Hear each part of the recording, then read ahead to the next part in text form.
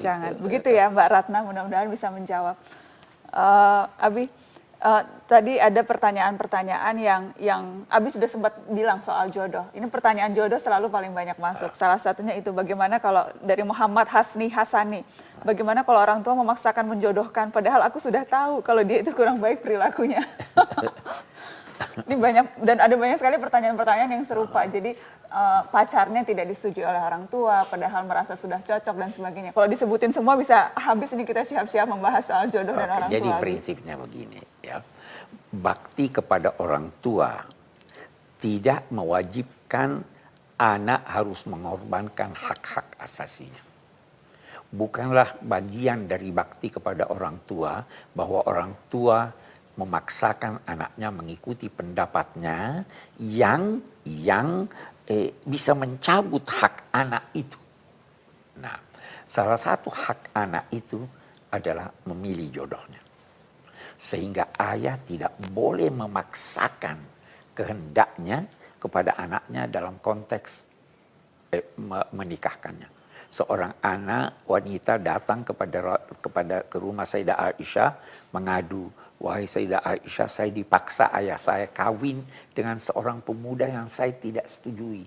Sebenarnya pemuda itu ingin diangkat derajatnya dengan kawin dengan saya. Kata Aisyah, tunggu sampai Nabi datang. Nabi datang, disampaikan pada itu. Nabi berkata, undang ayahmu.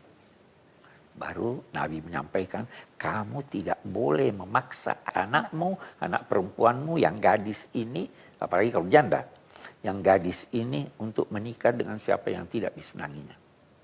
Maka orang tuanya mengangguk, baiklah kalau demikian.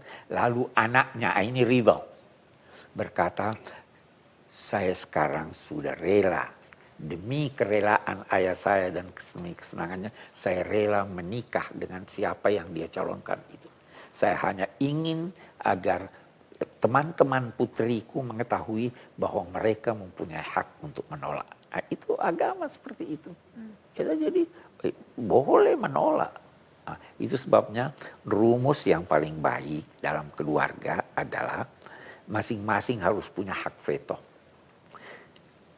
Anak kalau ingin menikah dengan seseorang, baik anak laki maupun anak perempuan, hendaknya disetujui oleh orang tuanya. Kalau tidak setuju, orang tua bisa veto.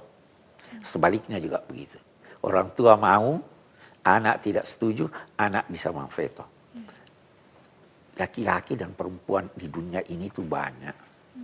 Kenapa yang Anda kira Anda cintai itu, hanya itu yang mencintai Anda dan Anda cintai? Banyaknya. Kalau udah cinta selesai. Wah, itu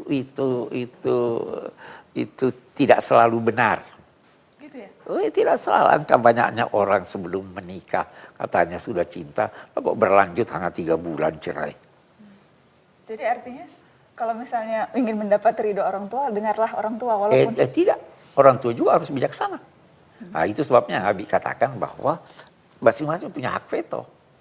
Dibicarakan secara matang, dilihat ininya, usahalah mempengaruhi ayah usahalah dan ibu mempengaruhi anak, sampai akhirnya terjadi kesepakatan. Karena pernikahan itu bukan perkawinan antara 2 orang saja. Itu perkawinan antar keluarga. Ya. Betul? Keluarga ini dan keluarga itu.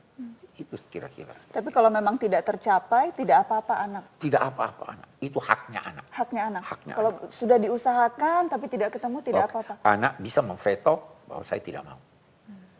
Dan menikahi yang pilihannya. Menikahi pilihannya itu masalah kalau perempuan. Tapi ada mazhab yang membolehkan. Atau dia harus seizin orang tua. Hakim bisa melihat apakah ketiadaan izin ini wajar atau tidak. Sampai nanti pada suatu tingkat di mana ada mazhab Abu Hanifah yang mengatakan perempuan boleh menikahkan dirinya. Tapi kita tidak ingin sampai ke sana. Ya? Karena itu berdampak bahwa hubungan antara anak dan orang tua tidak baik. Kita harus carikan solusi yang sebaik-baiknya.